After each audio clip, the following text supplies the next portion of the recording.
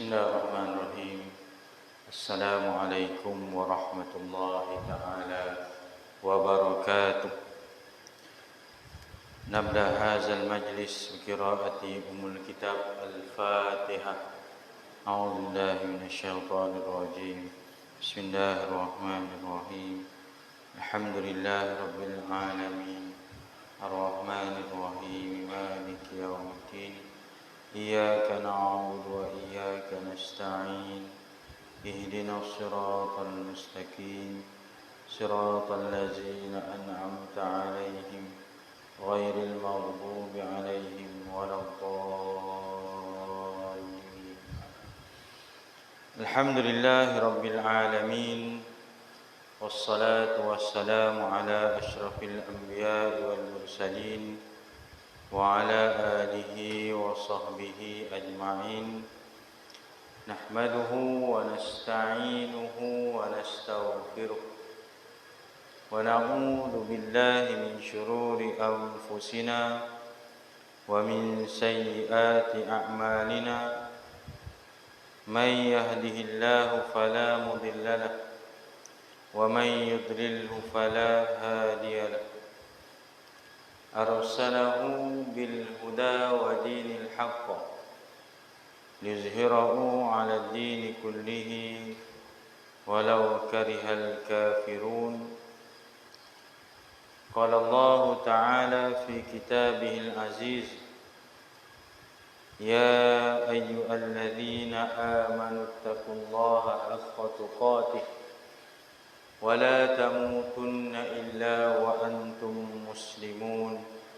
صدق الله العظيم. أما بعد.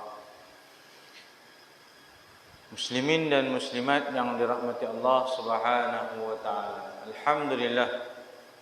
Marilah kita sama-sama merafakkan setinggi-tinggi syukur kehadrat Allah Subhanahu wa taala di atas segala nikmat kurniaan daripada Allah Subhanahu wa taala, dapat kita bersama-sama hadir ke rumah Allah taala pada malam ini melaksanakan solat fardu maghrib berjamaah, dan diberikan kesempatan kepada kita dapat bersama-sama untuk kita berada di dalam majlis ilmu yang disebutkan oleh Nabi sallallahu alaihi wasallam, man salaka tariqan yaltamisu fihi ilma sahhalallahu lahu tariqan ilal jannah.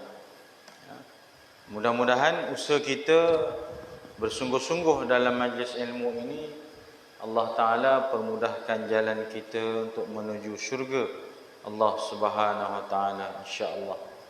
Tuan-tuan dan kita syukur juga kepada Allah Ta'ala, kita diberi kesempatan masih lagi dapat berada di atas muka bumi ini. Kita dah masuk tahun yang baru, tahun 2021, dan kita telah tinggalkan 2020. Jadi kehidupan kita ni sebenarnya singkat sahaja, tuan-tuan. Sebab itu disebutkan bahawasanya perkara yang paling jauh dalam kehidupan kita ialah masa yang telah berlalu. Kerana masa yang telah berlalu itu, walaupun sejam telah berlalu, seminit telah berlalu, kita takkan boleh patah balik ke belakang.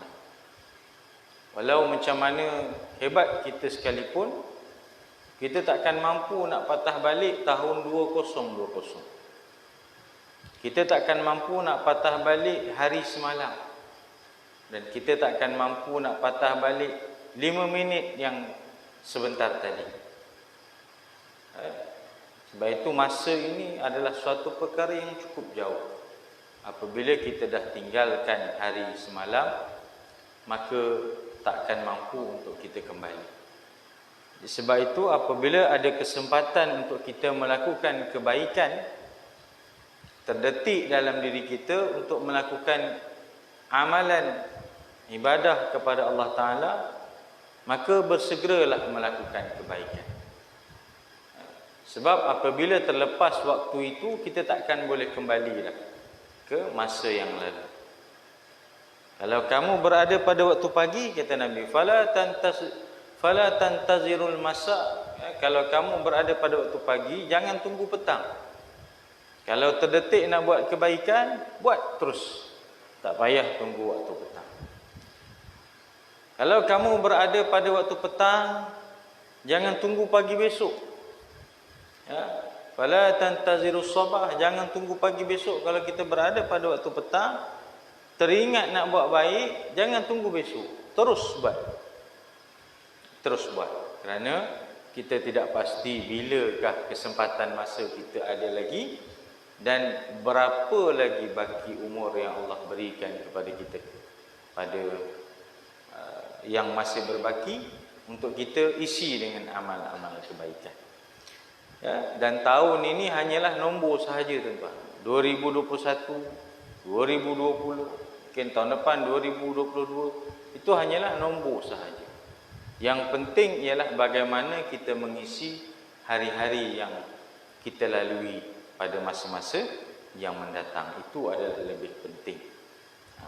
Tak ada maknanya seandainya tempoh masa yang Allah berikan panjang untuk kita, tapi kita tak isi dengan amal kebaikan. Ibarat sia-sialah usia dan masa yang Allah kurniakan kepada kita yang begitu panjang, namun kita tak gunakan dengan sebaik yang mungkin. Ya, mudah-mudahan memberi muhasabahlah kepada kita dalam kita berada di ambang pada tahun baru 2021 ini. Mudah-mudahan bukan setiap kali bertukaran tahun sahaja, setiap berganti saat, detik, masa, kita berazam nak buat yang terbaik. Bukan tunggu hujung tahun. Setiap detik, saat, masa, kita berazam nak buat yang terbaik berbanding masa-masa yang telah kita lalui. InsyaAllah akan kita perolehi kualiti amalan kita di sisi Allah Ta'ala. Ya, tuan-tuan yang dirahmati Allah Subhanahu Wa Ta'ala, dan di kesempatan ini juga kita sama-sama doakan ya, sahabat-sahabat kita, kawan-kawan kita yang sedang diuji dengan banjir ya, di kawasan-kawasan tertentu, antaranya pantai timur, ada yang terputus jalan, bahkan di daerah kita yang terdekat daerah Hilir Perak pun ada kawasan yang terjejas dengan banjir. Jadi kita doakan sama-sama, mudah-mudahan mereka diberikan kesabaran dan ketabahan dan dipermudahkan urusan oleh Allah Subhanahu Wa Taala, insya-Allah. Ya, tuan-tuan yang dirahmati Allah, insya-Allah pada malam ini kita sambung kuliah kita ya, menggunakan kitab Bahrul Mazi. Jadi kita masuk pada bab yang seterusnya, bab ma jaa fi akhir suratil Baqarah. Bab yang telah datang ia pada menyatakan akhir surah Al-Baqarah. Jadi malam ini kita bincang masih lagi surah Al-Baqarah. Pada yang lalu kita bincang surah Al-Baqarah, tetapi kita sentuh tentang ayat kursi. Malam ini kita sentuh tentang surah Al-Baqarah ayat yang terakhir. Dua ayat yang terakhir dalam surah Al-Baqarah ada kelebihan dia. Baik, hadisnya berbunyi Bismillahirrahmanirrahim. An Ibn Mas'udin Al-Ansari qala qala Rasulullah sallallahu alaihi wasallam man qara'a ayataini min akhir suratil Baqarah kafatahu. Hadis hasan sahih. Yang bermaksud daripada Ibnu Mas'ud Al-Ansari katanya, telah bersabda Rasulullah sallallahu alaihi wasallam, siapa yang membaca ia akan dua ayat daripada akhir surah Al-Baqarah, memadai keduanya itu akan dia. Akhir surah Al-Baqarah. Apa akhir surah Al-Baqarah? Dua ayat dia. Tuan-tuan buka nanti surah Al-Baqarah ayat 285 dan ayat 286. Ayat ini rasanya semua hafal lah. Kita semua hafal lah. Sebab apa hafal? Sebab kita melazimi bacaan ayat ini. Mungkin sebahagiannya dijadikan wirid dalam selepas sembahyang. Mungkin ada sebahagian menjadikannya bacaan dalam tahlil. Ayat dia apa? Amanar rasulu bima unzila ilaihi min rabbih wal mu'minun kullun amana billahi wa malaikatihi wa kutubihi wa rusulihi ila akhir ayat. Sampailah la yukallifullahu nafsan illa wus'aha laha ma kasabat wa 'alaiha ma iktasabat. Teruslah sampai wa'fu 'anna waghfir lana warhamna anta maulana fansurna 'alal qaumil kafirin. Ini adalah merupakan dua ayat yang terakhir dalam surah Al-Baqarah. Rasa semua hafal lah. Kalau tak hafal lu tak tahulah. Jadi kita biasa apabila menjadikan ayat Al-Quran ini sebagai satu amalan harian, maka dia secara tak langsung kita akan hafal, tuan-tuan. Kita akan hafal. Yasin contohnya. Oleh kerana dijadikan sebagai amalan kita, mungkin ada setengah baca malam Jumaat, ada setengah baca duri arwah, ada setengah baca nak berangkat pergi haji, macam-macam lah yang kita baca, masuk rumah baru dan sebagainya. Lama kelamaan apabila dijadikan ia sebagai amalan kebiasaan kita, secara tak langsung kita hafal surah tertentu dalam Al-Quran. Walaupun hakikatnya ayatnya banyak juga. Surah Yasin banyak ayatnya. Tapi oleh kerana kita jadikan dia amalan harian, maka kita hafal secara tak langsung. Samalah juga macam tuan-tuan baca surah Al-Mulk. Lepas Isyak tuan-tuan baca surah Al-Mulk.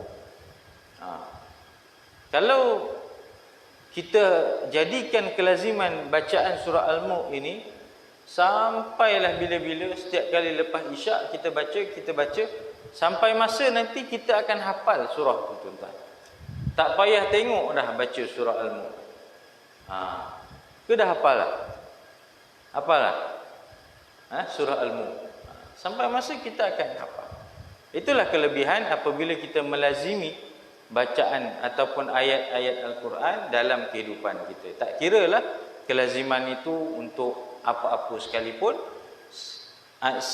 asalkan ayat Al-Quran, maka dia bermanfaat untuk kita, tuan-tuan. Baik, jadi dalam hadis ini Nabi SAW menyebutkan barang siapa membaca dua ayat daripada akhir surah Al-Baqarah, memadai keduanya itu akan dia kafatah, maksudnya cukuplah baginya. Hadis ni ringkas je.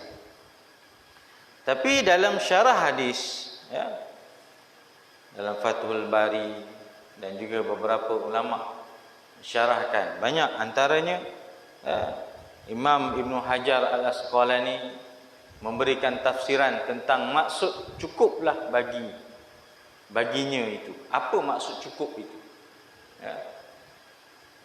Baik, antaranya yang diringkas ni yang simple lah.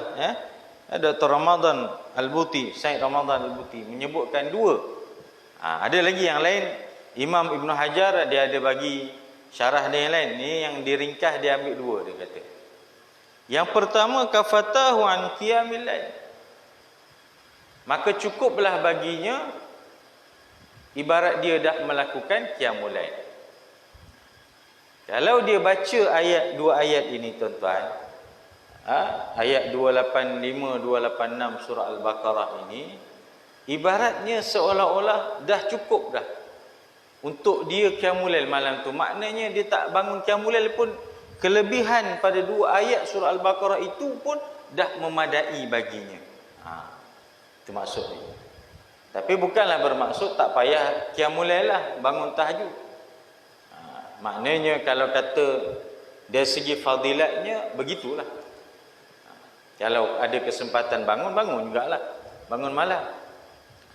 Jadi kelebihannya baca dua ayat seolah-olah kita dah memadai dah, tak perlu qiyamul lail. Kelebihannya seperti kita dah bangun malam dah qiyamul lail. Itu kelebihan. Antara satu kelebihan yang disebutkan dalam syarah Fathul Bari. Yang kedua, apa lagi kelebihannya? Kafatahu anil bala. Cukuplah bagi dia terhindar daripada bala. Kita beramalkan bacaan ini tuan-tuan, maka mudah-mudahan Allah Ta'ala akan hindari kita daripada bala. Kita tak tahu apa yang Allah Ta'ala akan uji ke atas kita. Maka apabila kita menjadikan ia sebagai amalan harian kita, insya-Allah Allah hindarkan kita daripada sebarang bala, bencana yang bakal menimpa kita. Itu antara kelebihan yang dirangkumkan daripada pandangan Said Ramadan Al-Buti menyebutkan sedemikian. Kalau kita nak tengok, banyak lagi kelebihan lain yang disebutkan. Imam Ibn Hajar Al-Asqalani menyebutkan dalam mensyarahkan hadis ini, menyatakan cukup itu, kafatahu itu, maksudnya cukuplah bagi kamu itu apa dia? Yang pertama kata dia, telah cukup baginya qiyamul lail. Dah sebut tadi dah. Maknanya dia baca ayat tu seolah-olah dia dah bangun malam sembahyang qiyamul lail. Seolah-olah. Yang kedua, telah cukup baginya untuk membaca Al-Quran, sama ada di dalam sembahyang ataupun di luar sembahyang. Seolah-olah memadai dah, itu cukup. Seperti kita membaca Al-Quran. Bukan bermaksud tak payah baca ayat yang lain. Ini cerita kelebihan fadilat ayat ini. Itu kena faham tuan-tuan. Kelebihan ayat ini. Yang ketiga, telah cukup baginya perkara-perkara yang melibatkan akidah. Kerana apa? Kerana ayat ini adalah ayat yang berkaitan dengan akidah. Nanti saya akan ceritakan kepada tuan-tuan ada kisah asbabun nuzul daripada ayat 285-286 ini. Sebab turunnya ayat ada cerita dia lah. Ada ceritanya. Dia ada berkaitan dengan keimanan kepada Allah Ta'ala. Sebab dalam tu kita ada sebut sami'na wa ata'na. Dalam ayat tu nanti ada kalimah sami'na wa ata'na. Kami dengar dan juga kami taat kepada Allah Subhanahu Wa Ta'ala, yang berkaitan dengan akidah dan juga keimanan. Kemudian yang keempat, telah cukup baginya terselamat daripada segala keburukan. Terselamat daripada segala keburukan. Apa juga keburukan? Kita tak pasti apa juga keburukan yang ada. Mungkin akan diuji dengan apa-apa musibah yang kita tidak pasti. Maka dengan mengamalkan ayat ini, mudah-mudahan Allah Ta'ala pelihara kita. Kemudian yang kelima, telah cukup baginya terselamat daripada segala keburukan syaitan. Syaitan akan menghindari diri daripada kita. Dia tak akan ganggu kita. Kehidupan kita ini sukar dalam melakukan ibadah. Kerana apa? Kerana adanya gangguan syaitan. Syaitan akan sentiasa berusaha untuk menyesatkan anak Nabi Adam, cucu cicit Nabi Adam. Thumma la'atiyannahum min baini aydihim wa min khalfihim wa an aymanihim wa an syama'ilihim. Syaitan kata, aku akan datang kiri, kanan, depan, belakang, nak ganggu mereka supaya tersesat daripada jalan Allah Ta'ala. Jadi apabila kita amalkan ayat ini, dia akan mengelakkan diri kita daripada keburukan, gangguan syaitan. Itu yang keempat. Yang kelima. Yang keenam, telah menolak keduanya daripada keburukan manusia dan jin. Maknanya, bila baca ayat ini, dapat menolak daripada keburukan jin dan manusia. Banyak kelebihan ni tuan-tuan. Sebab itu, kalau siapa yang menjadikan amalan rutin baca maksurat, ada ayat. Kalau siapa yang, sebab tu ulama yang buat bacaan-bacaan tahlil ini, ada perkiraan dia pilih ayat-ayat tu bukan main pilih-pilih je tuan-tuan. Dia baca alif lam mim, kemudian ayat kursi, lepas ayat kursi amana rasulu bima unzila ilai sampai la yukallifullah, tu semua tu ada perkiraan kelebihan dia. Bukan kita main letak-letak aja ayat Quran, tak. Sebab itu apabila kita baca, kita tahu fadilatnya, baru kita sedar.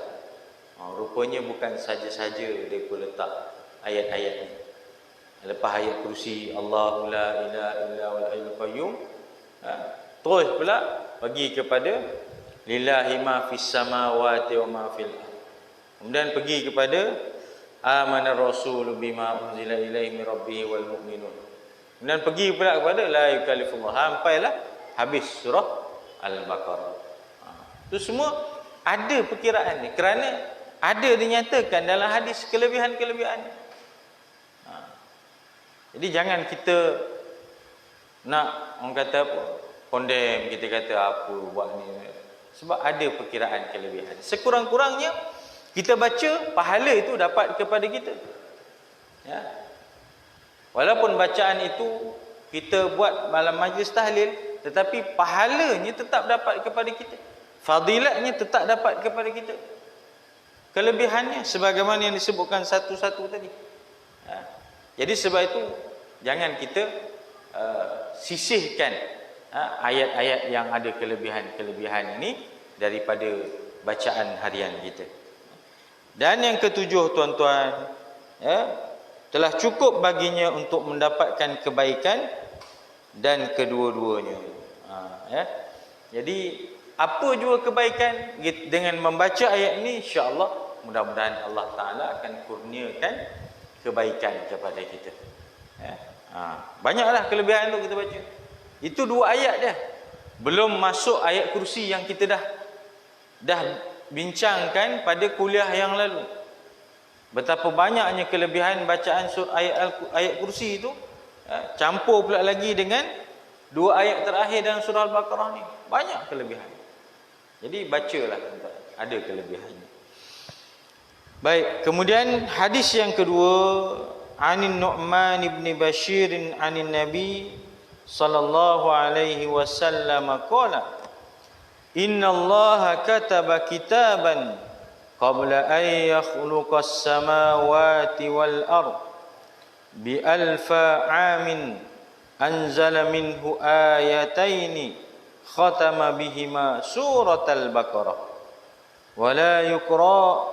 wala yuqra'ani fi darin salata layalin fayaqrabuha syaitan.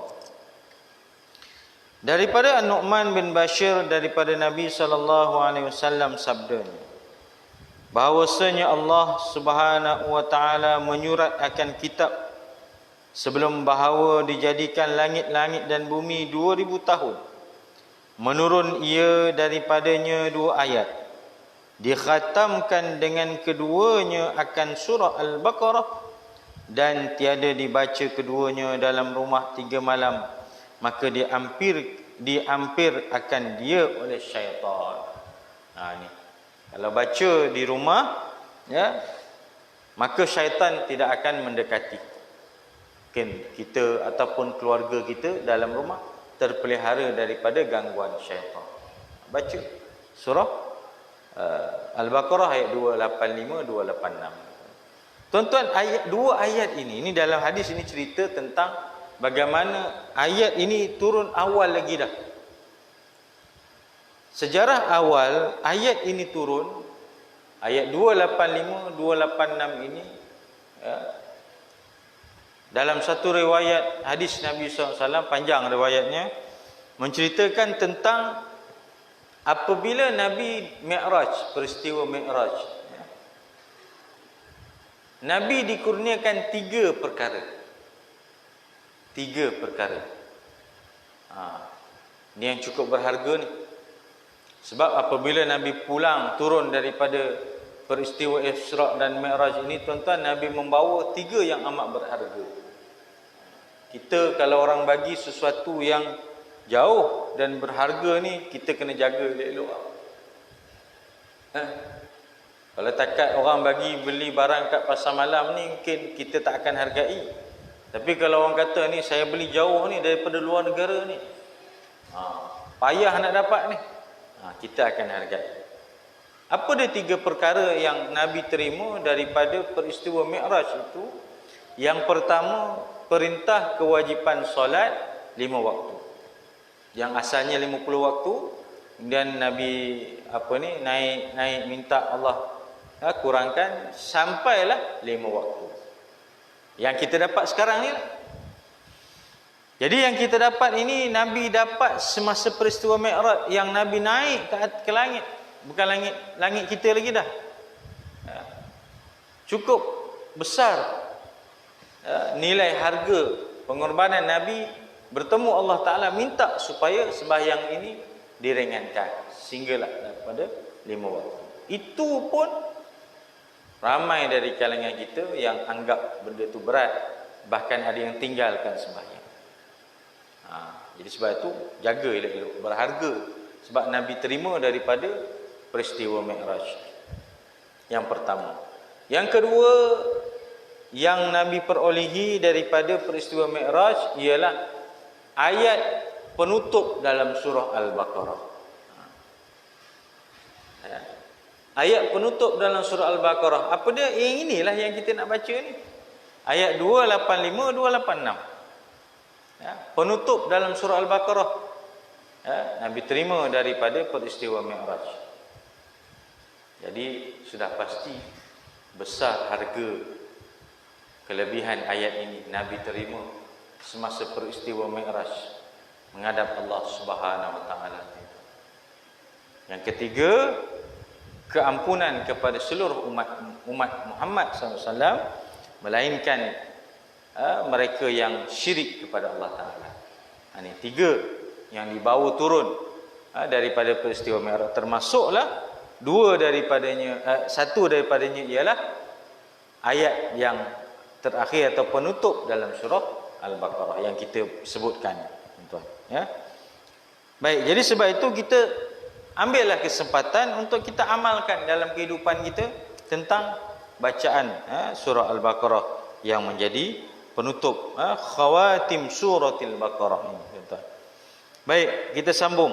Ketahuilah kiranya ya saudaraku, adalah 2 ayat yang ada pada akhir surah Al-Baqarah itu telah diamalkan oleh orang-orang yang berbuat ibadah, iaitu dibacanya pada malam hari atau siang hari, atau di dalam sembahyang atau lainnya.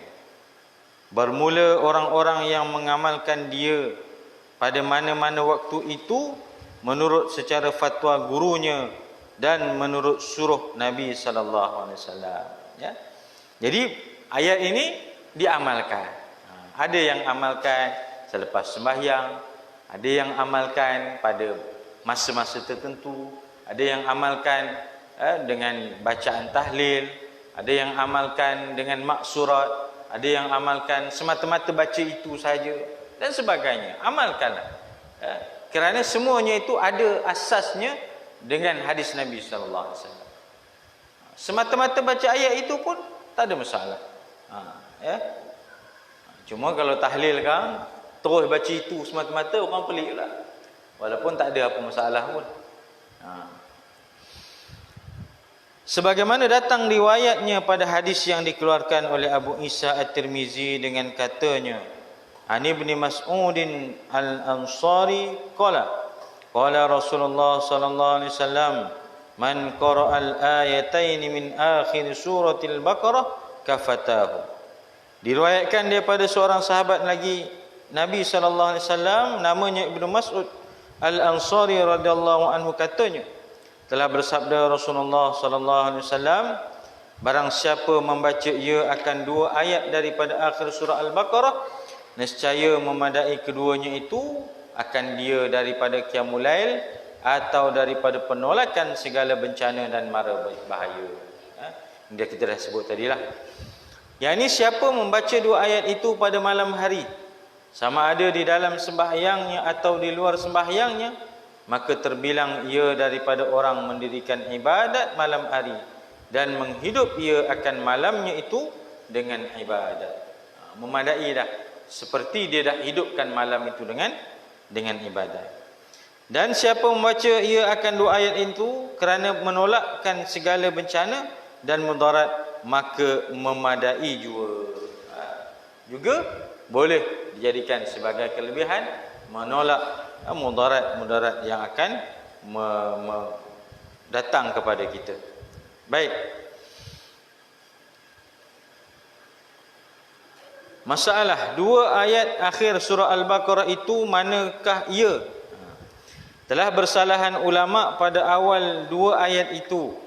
Setengahnya berkata awalnya amanar rasul, amanar rasul bima unzila ilaihi min rabbih wal mu'minun. Ada yang kata daripada mana mulanya ayat tu, dua ayat yang terakhir tu. Dan setengahnya berkata awalnya ialah lillahi ma fis samawati wa ma fil ard.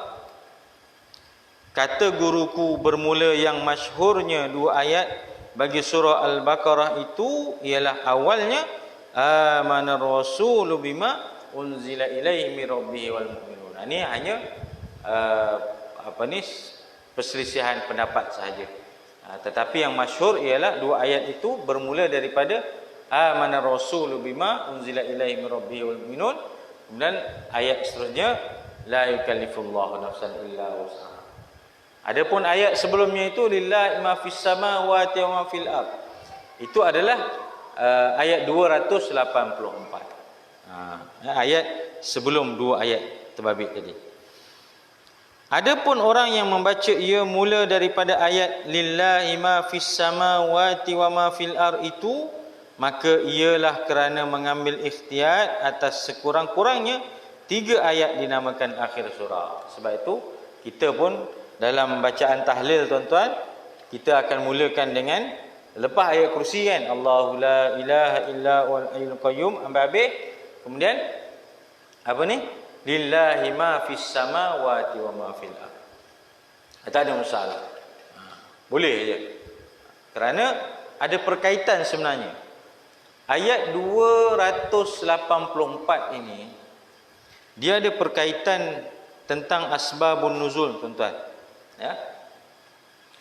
Apabila turun ayat 284, amanar rasul lillahi ma fis samawati wa ma fil ard. Bagi Allah Taala apa yang ada di langit dan di bumi. Wa in tubdu ma fi anfusikum aw tukhfu yu'asibkum billah. Apa yang kamu zahirkan, apa yang kamu selindungkan dalam hati, semua tu akan dihisap, dihitung oleh Allah Subhanahu Wa Taala. Ayat ini dia ada kisahnya dalam hadis yang panjang.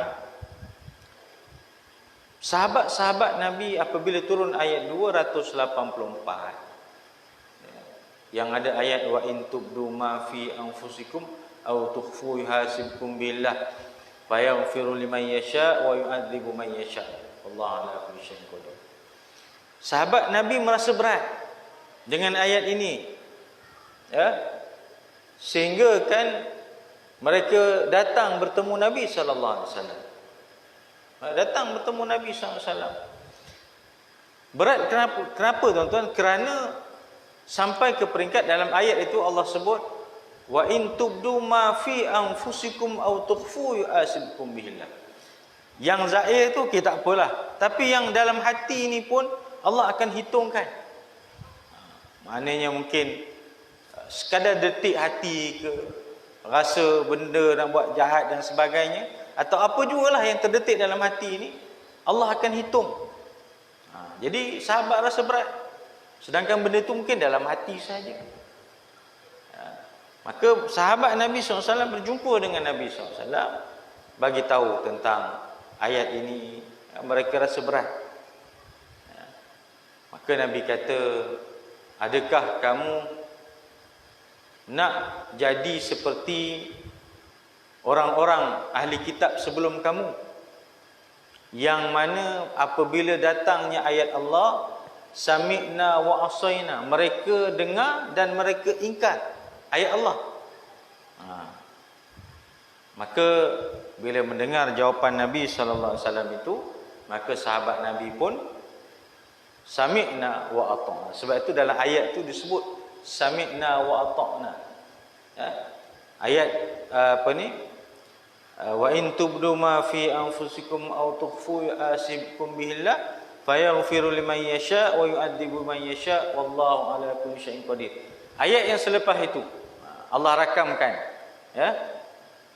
Amana rasul bima unzila ilaihi min rabbih wal mu'minun. Akhirnya mereka beriman kepada Allah. Amana rasul bima unzila ilaihi min rabbih wal mu'minun.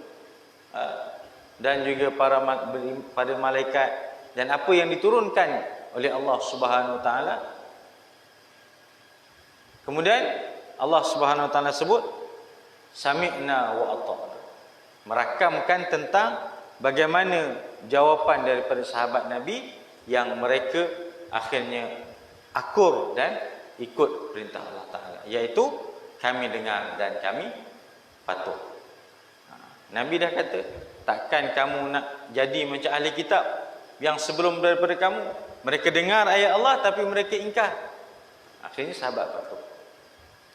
Bila patuh, maka turunlah ayat yang rentetan daripada itu, ayat 286 yang Allah Ta'ala sebut la yukallifullahu nafsan illa wus'aha. Sungguhnya Allah Ta'ala tidak akan memberatkan sesuatu kepada hambanya melainkan apa yang dia mampu.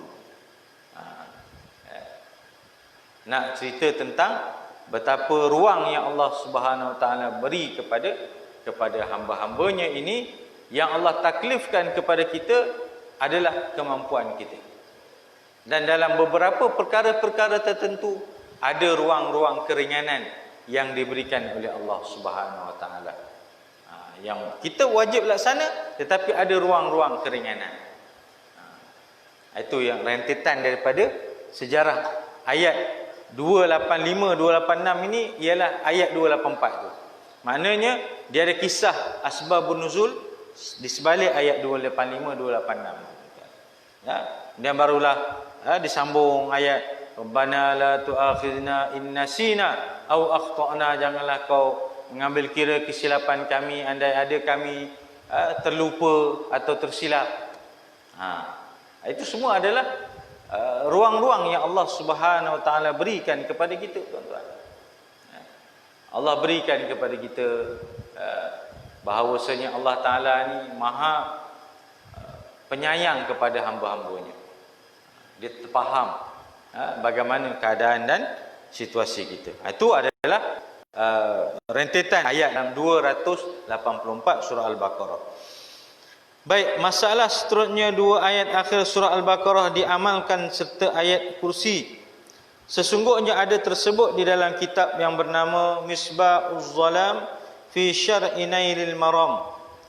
Barang siapa sentiasakan membaca ayat kursi dan ayat amana rasulu bima unzila ilaihi min rabbi wal mu'minun sampai habis, dan hingga katanya kulillah umma malikal mulki tu'til mulka man tasha sampai habis juga, dan surah Al-Ikhlas dan Al-Mu'awwizatain dan Al-Fatihah pada ketika mengiringi tiap-tiap sembahyang, nescaya aman ia daripada tanggal iman daripadanya. Maknanya kita baca ayat kursi, kemudian amanah rasul, syahidallah, kulillah umma malikal mulki tu'ti, itu semua adalah bacaan-bacaan wirid yang dibaca selepas sembahyang, yang disusun dibaca selepas sembahyang. Sebab itu tak ada masalah kalau kita nak baca secara kira kata berjamaah lah, cuma jangan kuat-kuat sangat, sekadarnya lah. Sebab ada kelebihannya di situ. Disebutkan dalam ni, dia kata bahawasanya kalau baca ayat kursi, memang kita ada baca ayat kursi lepas sembahyang, kemudian sambung pula lagi ada syahidallahu annahu la ilaha illa, terus sampailah kemudian ada yang kulillah umma malikal mulki tu'til mulka man tasha, sampailah habis bighairi hisab. Semuanya itu ada kelebihan yang disebutkan, nescaya aman dia daripada ujian keimanan. Ada kelebihan. Jadi sebab itu jangan kita pandang kecil benda-benda yang babitkan wirid dalam sembahyang. Ada kelebihannya di sisi Allah Subhanahu wa taala. Baik, masalah seterusnya 2 ayat akhir surah Al-Baqarah dan kelebihannya. Sesungguhnya telah lalu disebutkan beberapa kelebihan 2 ayat ini seperti yang akan datang. Pertamanya, siapa membaca akan dia malam hari, padalah baginya qiyamul lail, atau pada baginya menolakkan bencana dan mara bahaya jin dan syaitan seperti yang telah disebutkan sebelum ini. Jadi yang pertama, baca malam hari memadai, dia dah seolah-olah dah qiyamul lail. Kemudian menolaknya bencana dan mengelakkan daripada gangguan syaitan. Nanti kita sambung selepas azan. Sikit lagi nak habis.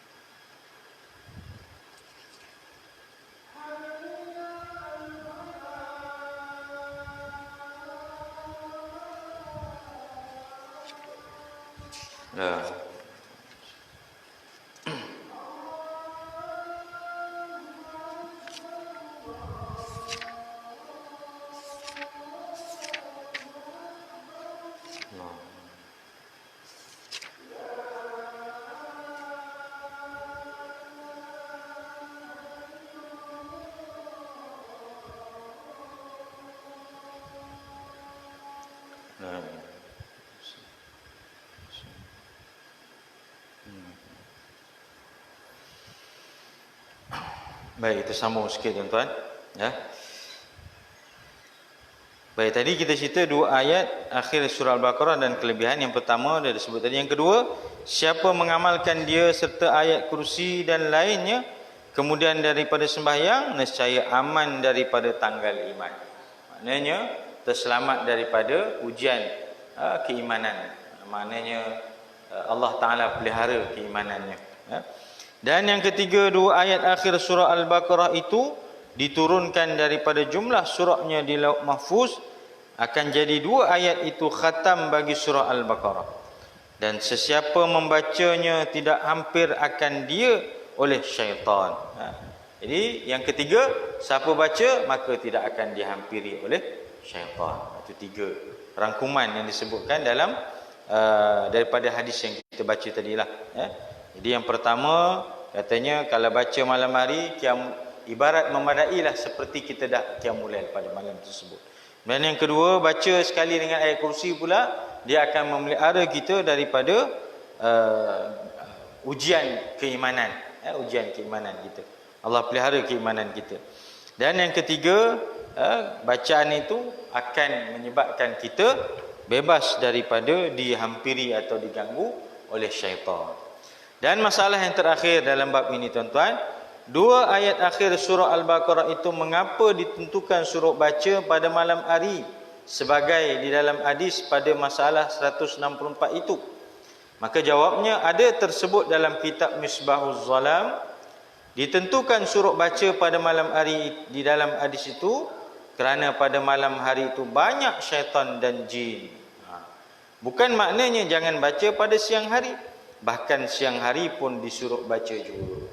Maknanya bukanlah semata-mata hadis itu membawa atau menyuruh kita membaca pada malam hari saja. Siang pun boleh baca, tak ada masalah. Sebagaimana telah datang hadis Nabi sallallahu alaihi wasallam, man qara'ahuma salasa marrat sabahan hufiza minasyaitan jami'an nahar aw masa'an hufiza jami'al laili. Maksudnya siapa membaca akan keduanya 3 kali pada pagi hari, 3 kali pada pagi hari, nescaya terpelihara ia daripada syaitan semua siang. Mana sepanjang siangnya akan terpelihara daripada gangguan syaitan. Atau dibacanya keduanya 3 kali pada petang hari, nescaya terpelihara ia daripada syaitan seluruh malam.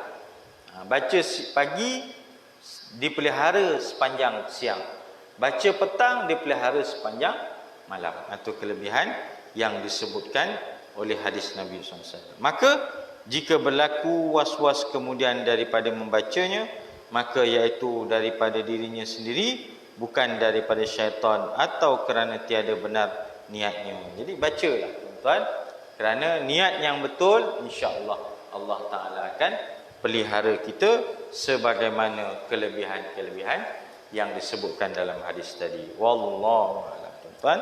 Mudah-mudahan Allah Subhanahu Wa Taala memberikan kekuatan dan kesempatan kepada kita agar dapat mengamalkan ayat yang telah disebutkan sebentar tadi, 2 ayat yang terakhir dalam surah Al-Baqarah. Wallahu a'lam. Ya, kalau ada apa-apa soalan, boleh kita bincangkan.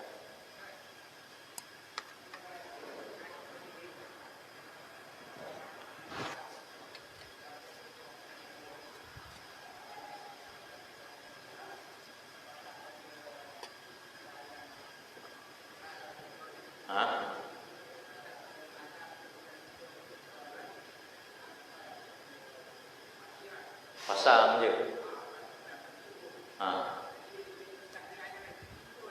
Ayat kursi saja.